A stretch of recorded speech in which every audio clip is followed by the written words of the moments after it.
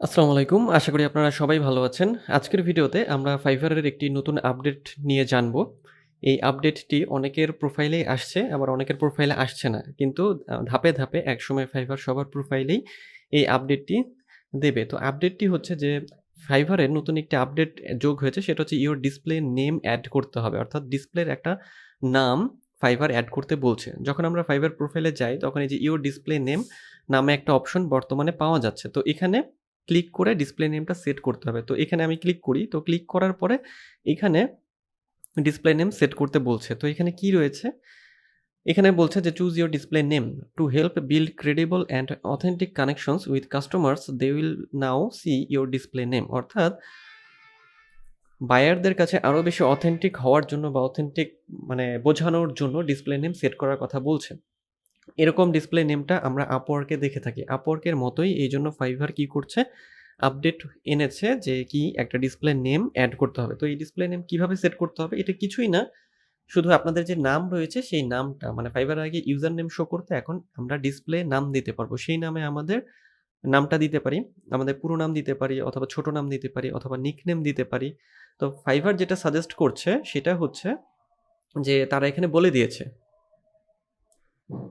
তো Fiverr যেটা বলছে যে we suggest using your first name and first initial of your last name. অর্থাৎ ফার্স্ট নেম এবং লাস্ট নেমের দুটো মিলিয়ে আমাদের হচ্ছে কি করতে হবে? ডিসপ্লে নেম তৈরি করতে হবে। এখন ফার্স্ট নেম এবং মানে লাস্ট নেম বা ইউজার মানে ইনিশিয়াল নেমটা আসলে কি সেটা আমরা একটু দেখি। যেমন এখানে আমরা একটু দেখি আমাদের নোটপ্যাডে যে কারো নাম যদি এরকম হয় রফিকুল ইসলাম আজাদ, তাহলে এখানে হচ্ছে এই হচ্ছে যে রফিকুল এটা হচ্ছে ফার্স্ট নেম, ইসলাম এটা হচ্ছে মিডল নেম এবং আজাদ হচ্ছে লাস্ট নেম। এখন কারো নাম হতে পারে এরকম ৩ টা অংশ নিয়ে অথবা কারো হতে পারে ২ টো অংশ নিয়ে। তো সেক্ষেত্রে ইউজার নেমটা আসলে কিভাবে দিতে বলছে Fiverr? Fiverr যেটা বলছে যে ফার্স্ট নেম অর্থাৎ রফিকুল এবং লাস্ট নেমের হচ্ছে ইনিশিয়াল সেটা কি? সেটা হচ্ছে আই। যেমন এখানে যেটা আমরা দেখছি। আচ্ছা কি বলছে যে we suggest using the first name, আমি এটাকে কপি করি। আচ্ছা তো Fiverr যেটা বলছে যে তারা হচ্ছে সাজেস্ট করছে কি? যে we suggest using a first name এবং first initial of last name. অর্থাৎ আমাদের তাহলে কি করতে হবে? আমাদের যে হচ্ছে যে নামটি রয়েছে সেই নামের হচ্ছে ফার্স্ট অংশটুকু যেমন হচ্ছে রফিকুল এবং আমাদের লাস্ট নেমের হচ্ছে ইনিশিয়াল কি? ইসলাম হলে আই আর আজাদ হলে এ। এইভাবে আপনারা এটা দিতে পারবেন। এখন অনেকের যদি এরকম হয় যে কারো নামের হয়তো ৩ টি অংশ, সেক্ষেত্রে সেই কোনটা দেবে?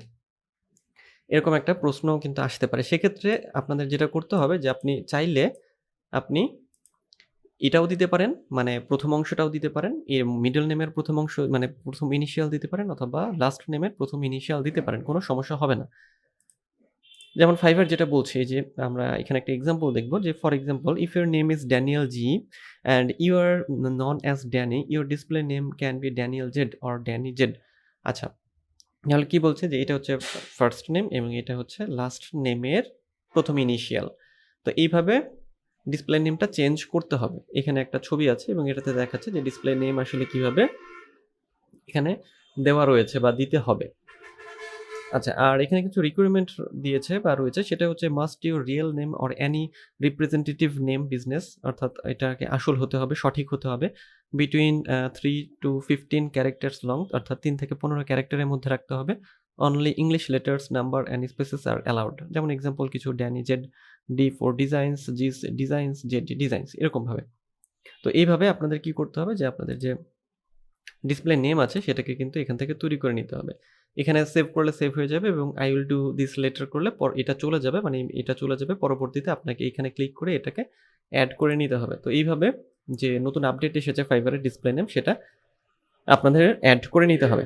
তো এই ছিল আজকের ভিডিও। দেখা হবে পরের ভিডিওতে। সেই পর্যন্ত সবাই ভালো থাকবেন, সুস্থ থাকবেন।